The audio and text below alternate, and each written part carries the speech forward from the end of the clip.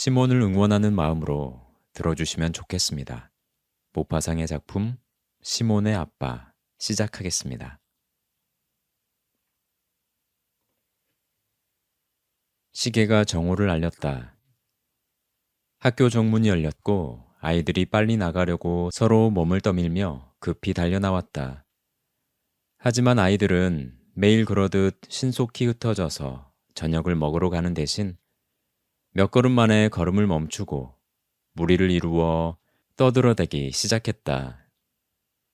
그날 아침엔 라 블랑쇼트의 아들 시몬이 처음으로 학교에 왔다. 아이들 모두는 집에서 라 블랑쇼트라는 여자에 대해 들은 적이 있었다.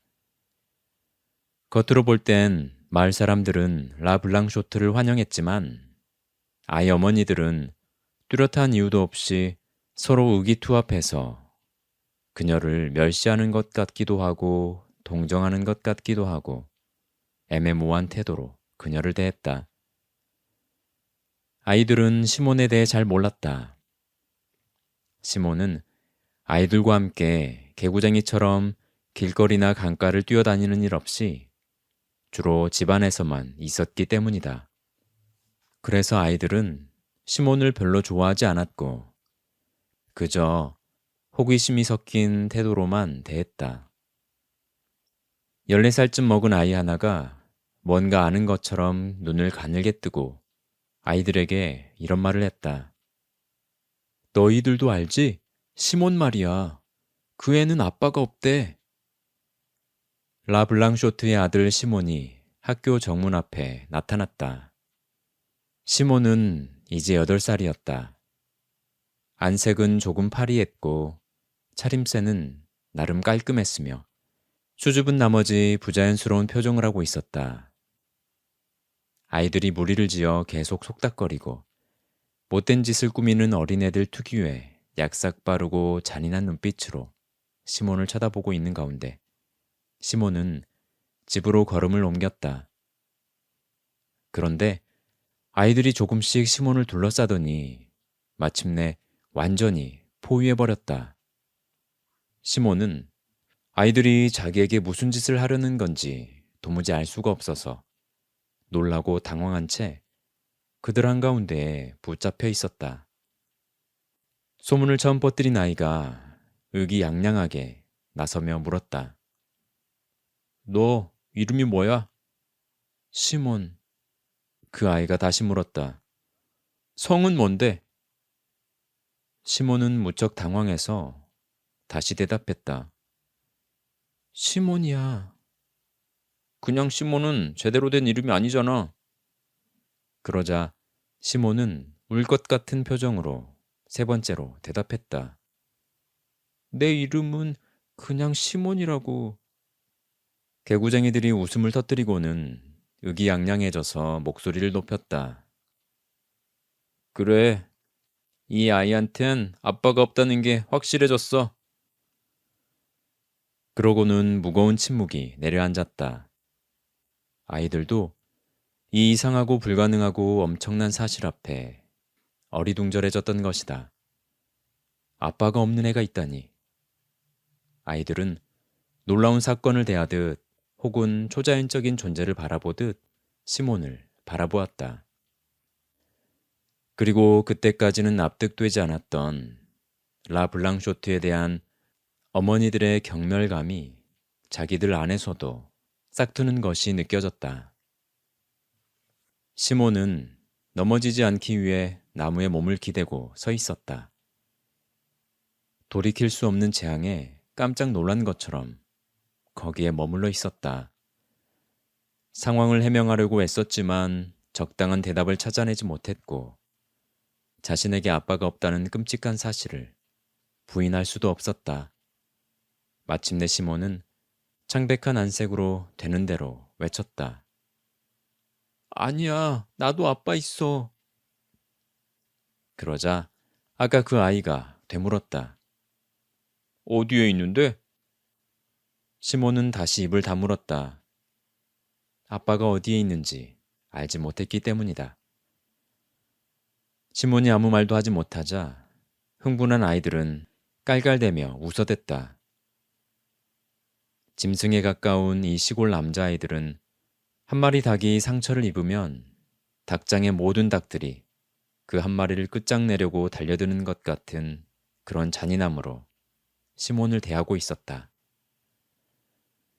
시몬은 불현듯 이웃집 남자아이 하나를 알아보았다. 그 아이 역시 시몬처럼 항상 어머니와 단둘이었다. 시몬이 말했다. 너도 그렇잖아. 너도 아빠가 없잖아. 그러자 그 아이가 대답했다. 나는 있어. 아빠 있다고. 어디 있는데? 시몬이 그 아이에게 물었다. 그러자 그 아이는 무척 자랑스러워하며 이렇게 대답했다. 돌아가셨어. 우리 아빠는 묘지에 계시지. 그 악동들 사이에서 이 대답을 칭찬하는 중얼거림들이 들려왔다. 아버지가 돌아가셔서 묘지에 계시다는 이 사실이 이제는 시몬을 짓밟고 못살게 굴어도 된다는 그런 당당함을 만들어주는 것처럼 그 아이도 또 다른 아이들도 시몬을 괴롭혀댔다. 대부분 술꾼에 아내에게 혹독하게 구는 그런 심술궂은 아버지들을 두었지만 합법적으로 태어난 이 악동들은 법의 보호받게 있는 시몬을 향해 그를 압박해 질식시키려는 듯 몸을 떠밀며 점점 더 밀착해왔다. 한 아이가 시몬에게 몸을 붙이고는 교활하고 악랄한 표정을 지으며 놀려댔다. 아빠가 없대요, 아빠가 없대요. 시몬이 두 손으로 그 아이의 머리끄덩이를 잡고는 발로 다리를 마구 걷어찼다. 그 아이는 시몬의 뺨을 거칠게 때리고 물어뜯었다. 금세 아수라장이 되었다.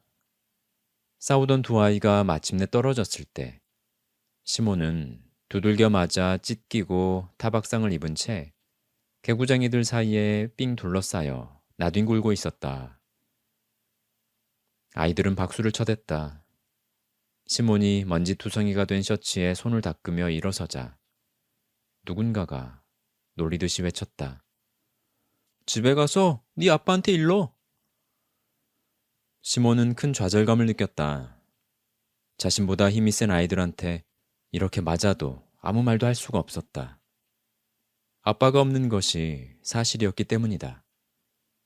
시몬은 자존심을 지키기 위해 복받치는 눈물을 참으려고 몇 초 동안 애썼다. 하지만 이내 자신도 어쩔 수 없게 어깨가 들썩거리면서 뱃속으로부터 꺽꺽 울음이 솟구쳐 올랐다. 시몬의 눈물이 악동들에겐 흉포한 즐거움을 주었다. 그들이 느끼는 즐거움 속에는 야만성이 있었고 그들은 시몬을 빙 둘러싼 채 손을 잡고 춤을 추며 어느 노래의 후렴구처럼 아빠가 없대 아빠가 없대 하고 되뇌었다. 갑자기 시몬은 울음을 그쳤다. 너무나 화가 나서 미쳐버릴 지경이었다. 발밑에 돌멩이 몇 개가 보였고 시몬은 그 돌멩이들을 주워 자기를 괴롭히는 아이들에게 힘껏 던지기 시작했다. 두어 명이 먼저 돌을 맞고 소리를 지르며 달아났다. 시몬이 흥분해서 마구 날뛰었으므로 아이들은 급기야 겁이 났고 성난 사람을 마주한 군중이 그러하듯 흩어져서 도망쳤다. 이제 혼자 남은 시몬은 들판을 향해 달리기 시작했다. 어떤 생각이 하나 떠올라서 그에게 큰 결심을 하도록 만들었기 때문이다. 시몬은 강물에 빠져 죽을 생각이었다. 일주일 전의 일이다. 구걸에서 먹고 사는 불쌍한 남자 하나가 돈이 다 떨어지자 강물에 몸을 던진 일이 있었다. 시몬은 그를 건져 올리는 광경을 목격했다. 평소 그 남자는 말수가 적은 데다 초라하고 지저분하고 추해 보였다. 그런데 물에서 건져 올린 그 남자는 긴 턱 수염이 젖은 채 창백한 뺨에 평온한 표정으로 두 눈을 고요히 뜨고 있었다. 그 모습은 시몬에게 큰 충격을 주었다. 주변에 있던 사람들이 말했다. 저 사람 죽었어. 이제 편안해졌구만. 아버지가 없는 시몬도 물에 빠져 그렇게 편안하게 죽고 싶었다. 시몬은 강가에 도착하자 흐르는 강물을 바라보았다. 물고기 몇 마리가 맑은 물 속에서 장난치듯 뛰놀고 있었다. 물고기들은 이따금씩 낮게 뛰어오르기도 하고 수면을 이리저리 날아다니는 파리들을 덥석 물기도 했다. 시몬은 그 장면을 구경하느라 울음을 그쳤다. 이제 8살밖에 되지 않은 이 어린아이는 물고기의 모습에 금세 흥미를 느꼈기 때문이다. 하지만 폭풍우가 가라앉은 뒤에도 갑자기 돌풍이 불어와서 나무들을 부러뜨리고 지평선 너머로 사라지듯이 때때로 날카로운 고통과 함께 이런 생각이 시몬의 머릿속에 떠올랐다. 아빠가 없으니까 나도 물에 빠져 죽는 게 좋을 거야. 날씨가 무척 따뜻하고 화창했다. 기분 좋은 햇볕이 풀들을 덮여주었고 강물은 마치 거울처럼 반짝였다. 시몬은 바람을 맞으며 그 강물을 황홀경에 빠져 몇 분 동안 바라보고 있었다. 그러다 그 따뜻한 풀밭 위에서 잠들고 싶은 마음이 간절해졌다. 조그만 초록색 개구리 한 마리가 시몬의 발밑에서 뛰어올랐다. 시몬은 개구리를 붙잡으려 했다. 하지만 개구리는 시몬의 손을 피해 달아났다. 시몬은 계속해서 개구리를 뒤쫓았고 연거푸 3번 놓쳐버렸다. 마침내 뒷다리 끄트머리를 붙잡았고 시몬은 개구리가 자기 손에서 벗어나려고 애쓰는 모습을 보며 마음이 즐거워졌다. 개구리는 뒷다리에 힘을 빼고 있다가 갑작스럽게 쭉 뻗었다. 그리고 눈을 동그랗게 뜨고 앞발을 손처럼 흔들면서 호공을 헤엄치기도 했다. 그 모습이 마치 살아있는 장난감 같았다. 이윽고 시몬은 집과 어머니를 생각했다. 그리고 큰 슬픔에 사로잡혀 다시 울기 시작했다. 온몸이 떨리도록 시몬은 울고 있었다.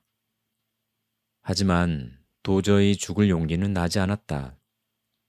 시몬은 자기도 모르게 무릎을 꿇고 잠들기 전에 외우는 기도문을 낭송했다. 하지만 끝까지 낭송할 수는 없었다. 흐느낌이 격하게 다시 찾아와 시몬을 온통 뒤덮어버린 까닭이었다. 시몬은 더 이상 아무것도 생각나지 않았다. 주변을 돌아보지도 않았다. 그저 우는 데만 몰두했다. 어느샌가 누가 다가왔는지 육중한 손이 시몬의 어깨를 짚더니 굵은 남자의 목소리가 들려왔다.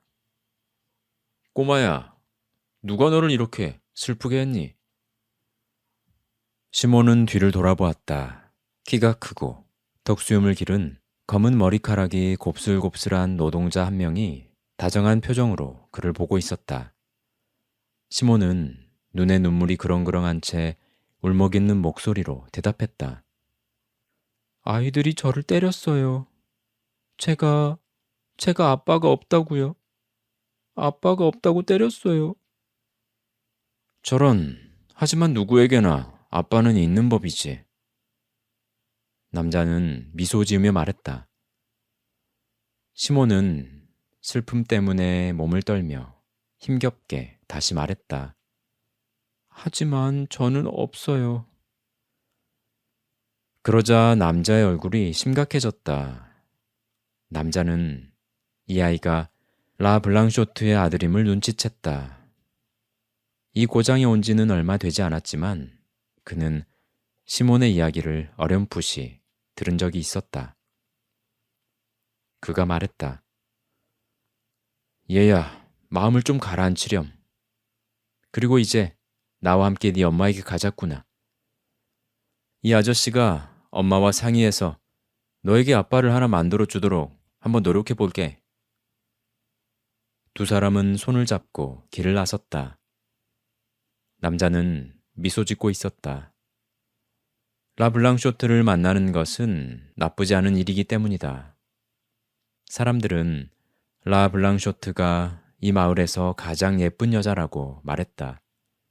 그의 머릿속 깊숙한 곳에서는 여인과 함께하는 행복한 삶을 시작할 수 있으리라는 생각이 들었다. 그들은 조그맣고 매우 말끔한 하얀 집 앞에 도착했다. 여기에요. 아이가 말했다. 그리고 집 안으로 들어가며 엄마를 불렀다. 여자가 모습을 드러내자 남자의 얼굴에서 미소가 싹 가셨다. 자신이 이미 한 남자에게 배신당한 여자의 집 문지방을 예고 없이 침범했다는 것을 깨달은 것이다. 키 크고 창백한 그 여자는 또 다른 남자에게서 스스로를 방어하려는 듯 자기 집 문 앞에 서서 엄격하고 무서운 표정을 짓고 있었다. 사람들이 이 여자를 조심스럽게 대하는 데는 이유가 있었던 것이다. 겁먹은 남자는 한 손에 모자를 들고 우물쭈물 중얼거렸다. 안녕하십니까, 부인. 부인의 아들이 강가에서 길을 잃고 헤매고 있기에 데려왔습니다. 하지만 시몬은 어머니의 목에 매달려 다시 울기 시작했다. 아니에요, 엄마. 난 강물에 빠져 죽으려고 갔던 거예요. 애들이 날 때렸거든요. 나에게 아빠가 없다면서요. 아빠가 없다고 날 때렸어요. 그 젊은 여자는 두 뺨이 붉어지고 마음 깊숙한 곳에 상처를 입었다. 여자는 아이를 격렬하게 끌어안았다. 얼굴에는 눈물이 주르륵 흘러내렸다. 남자는 어떤 식으로 자리를 떠야 할지 몰라 마음 아파하며 서 있을 뿐이었다. 갑자기 시몬이 그에게 달려왔다. 제 아빠가 되어주시면 안 돼요? 깊은 침묵이 내려앉았다. 라블랑쇼트는 부끄러워 어쩔 줄 몰라 하는 표정으로 살며시 벽에 몸을 기댔다. 남자가 대답하지 않자 시몬은 다시 재촉했다. 싫다고 하시면 정말 강물에 빠져 죽어버릴 거예요. 남자는 시몬의 머리를 쓰다듬으며 미소와 함께 대답했다. 그래, 그렇게 할게. 그러자 시몬이 다시 물었다. 아저씨 이름이 뭐예요? 아이들이 물어볼 때 대답하려면 아저씨 이름을 알아야 하잖아요. 필리프란다. 남자가 대답했다. 시몬은 그 이름을 기억해 두기 위해 잠시 입을 다물고 가만히 있었다. 이윽고 시몬은 안도한 표정으로 두 팔을 내밀며 말했다. 좋아요, 필리프. 이제는 필리프 씨가 우리 아빠예요. 남자는 시몬을 땅에서 들어올려 두 뺨에 입을 맞추었다. 그런 다음 성큼성큼 걸어서 아주 빠르게 자리를 떴다. 다음날 아침 시몬이 학교에 가자 아이들은 심술궂은 웃음으로 시몬을 맞이했다. 그리고 방과 후에 어제의 그 아이가 다시 선봉이 되어 시몬을 괴롭히려 하자 시몬은 기다렸다는 듯 그 아이들의 면전에 대고 소리쳤다. 나 아빠 있어. 우리 아빠 이름은 필리프야. 그러자 사방에서 환호성이 울렸다. 오, 그래? 필리프 뭔데? 필리프 뭐냐고. 어디서 사는 필리프야? 도대체 어디서 필리프라는 이름을 찾아낸 거지? 시몬은 대답하지 않았다.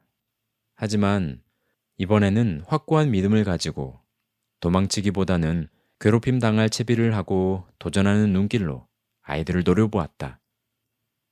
다행히도 선생님이 나타나 시몬을 구해주었고 시몬은 엄마가 기다리는 집으로 돌아갈 수 있었다. 키 큰 노동자 필리프는 대장장이었다. 그는 석 달 동안 라 블랑쇼트의 집 근처를 자주 지나다녔고 그녀가 창가에서 바느질하는 모습이 보이면 이따금 용기를 내어 그녀에게 말을 걸었다. 그녀는 언제나 진지한 태도로 정중하게 대답했다. 하지만 절대 그를 보며 웃는 법이 없었고 그를 집 안으로 들이지도 않았다. 하지만 남자들이 모두 그렇듯 어리석은 그는 그녀가 자기와 함께 이야기를 할 때 평소보다 얼굴이 붉어지는 것 같다는 생각을 했다.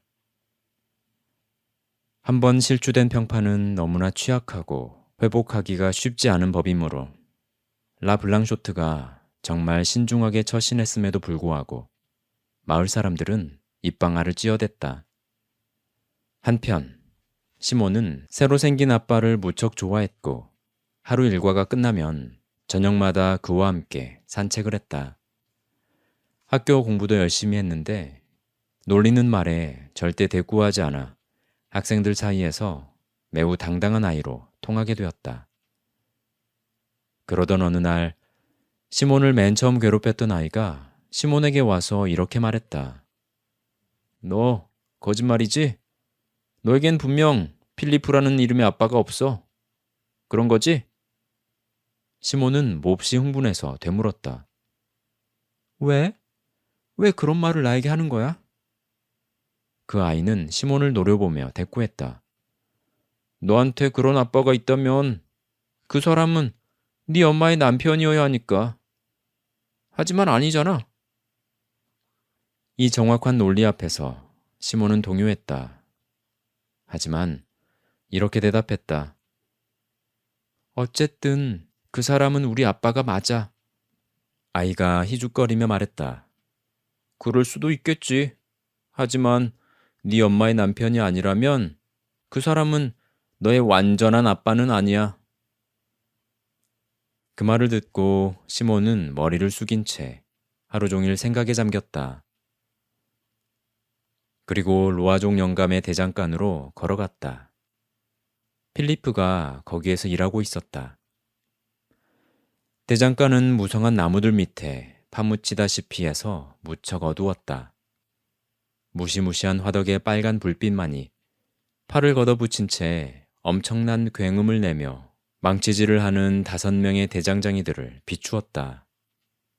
그들은 악마처럼 붉게 물든 채 타오르는 쇠붙이에 모든 눈길을 고정하고 서 있었다. 그들의 망치질 소리와 함께 시몬의 무거운 생각이 올라갔다 내려갔다 하고 있었다. 시몬은 조용히 안으로 들어가서 필리프의 소매자락을 살며시 잡아당겼다. 필리프가 뒤를 돌아보았다. 작업을 중단했고 그러자 대장장이들이 주의 깊은 눈길로 그 둘을 바라보았다. 잠시 그 침묵이 이어졌고 시몬은 조그맣고 가냘픈 목소리로 이야기했다. 필리프 아저씨, 미쇼드 집안의 그 아이가 저한테 그러는데 아저씨가 완전한 내 아빠는 아니래요. 필리프가 되물었다. 어째서 그런 말을 하는 거지? 그러자 시몬은 순진하게 대답했다. 아저씨가 우리 엄마의 남편이 아니어서 그렇대요. 아무도 웃지 않았다. 필리프는 모루 위에 세운 망치 손잡이에 얹힌 두툼한 손등에 이마를 대고 생각에 잠겼다. 동료 4사람이 그를 바라보았다. 조그만 시몬은 이 거인들 속에서 몹시 불안한 표정으로 기다렸다. 대장장이들 중 하나가 모두의 생각을 대변하듯 필리프에게 말했다. 이보게, 라블랑쇼트는 상냥하고 선량한 여자야. 불행한 일을 겪었음에도 꿋꿋하고 반듯하게 생활하고 있잖아. 멋진 신사에게 잘 어울리는 여자지. 그래, 사실이야. 다른 3사람이 맞장구 쳤다. 그 대장장이가 계속 말을 이었다. 그 여자가 과오를 범한 것이 과연 그 여자 잘못일까? 내가 듣기론 상대 남자가 그녀에게 결혼을 약속했다고 하던데. 물론 순결이랄지 뭐 그런 게 중요하기도 하겠지만 인생엔 더 가치 있는 것도 아주 많이 있지. 그러자 다른 세 사람이 또다시 이구동성으로 말했다. 그래, 그래, 맞아. 맞는 말이야. 대장장이는 계속 말을 이었다. 그 가여운 여잔 홀몸으로 아이를 키우느라 고생이 아주 많았어. 교회를 갈 때 말곤 외출도 하지 않았지. 얼마나 눈물 속에 살아왔는지 오직 하나님만이 그 심정을 아실 거야. 그것도 맞는 말이야. 맞는 말이지. 또 세 사람이 말했다. 잠시 동안 화덕의 불길을 복돋우는 풀무 소리만 들려왔다. 잠시 후 필리프가 시몬 쪽으로 몸을 숙이고는 이야기했다. 엄마에게 가서 아저씨가 오늘 드릴 말씀이 있다고 저녁에 찾아뵙겠다고 전해드려라. 그렇게 할 수 있지? 그런 다음 시몬의 어깨를 밀어 밖으로 내보냈다. 필리프는 다시 일을 시작했다. 5개의 망치가 다 함께 모루 위로 올라갔다가 떨어져 내렸다. 그들은 저녁까지 그렇게 힘있고 강력하게 기분 좋은 소리를 내며 즐겁게 쇠를 두드렸다. 모두의 망치 소리가 크고 우렁찼지만 필리프의 망치는 매 순간 귀를 먹먹하게 하는 다른 요란한 소음들을 잠재울 만큼 큰 소리로 울어댔다. 그는 눈에 불을 켠 채 불티들 속에서 열정적으로 쇠를 다루었다. 필리프가 라블랑쇼트의 집에 와서 문을 두드렸을 때 하늘에는 밤하늘 별들로 가득했다. 그는 일요일에 교회 갈 때 입는 웃옷에 갓 세탁한 셔츠를 입고 턱수염을 말끔히 다듬은 모습이었다.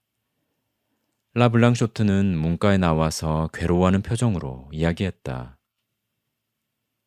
이렇게 어두워졌는데 찾아오시면 곤란해요, 필리프 씨.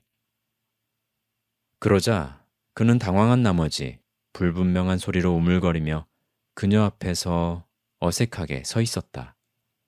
그녀는 말을 이었다. 이러시면 마을 사람들이 또 제 흉을 볼 거라는 걸 당신도 잘 아실 거잖아요. 그 말을 듣자 필리프는 대뜸 큰 소리로 말했다.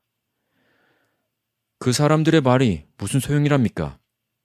당신이 제 아내가 되고 제가 당신의 남편이 된다면 말이죠. 그러면 아무 문제가 없는 것 아니겠습니까? 그녀는 아무런 대답도 없이 깜짝 놀라 서 있었다. 그때 창문에서 그림자가 아른거렸다. 필리프가 고개를 들어 창문을 보자 누군가 쏜살같이 침대 위로 뛰어드는 소리가 들렸다.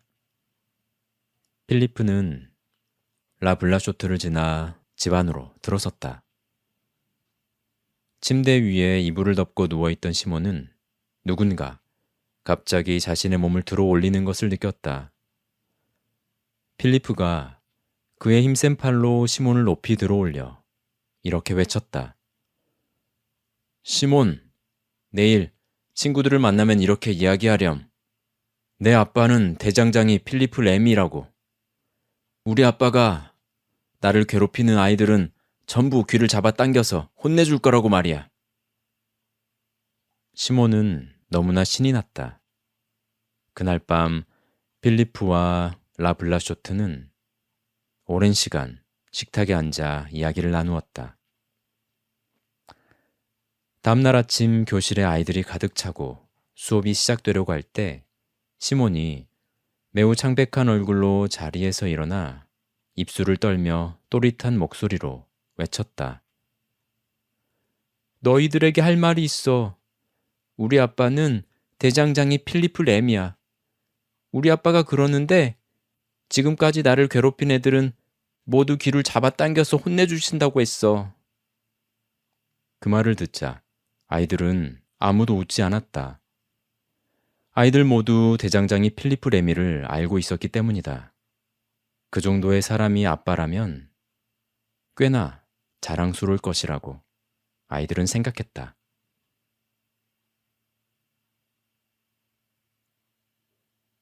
네, 소설은 이렇게 끝이 납니다. 지금도 엄마 혼자 아이를 키우는 건 정말 힘든 일이지만 100여 년 전에는 지금보다 훨씬 가혹한 삶이었을 것 같아요. 시몬이 아빠가 없어서 아이들에게 놀림받고 강물에 빠져 죽으려고 했다는 말을 들었을 때 시몬의 엄마가 얼마나 마음이 참담했을까 안타깝습니다. 그리고 집안에 아이의 아빠와 남편이 필요하지만 이미 혹독한 배신의 아픔을 겪었기에 쉽사리 마음의 문을 열 수 없는 그녀의 사정이 10분 이해되기도 합니다. 자, 시몬의 새아빠이기도 하고 시몬의 영웅이기도 한 대장장이 필리프 아저씨. 부디 그녀와 그녀의 아들에게 변함없이 좋은 사람으로 남아있기를 바라봅니다. 물론 그러겠죠? 오늘도 끝까지 들어주셔서 감사합니다. 저는 다음에 또 뵙겠습니다.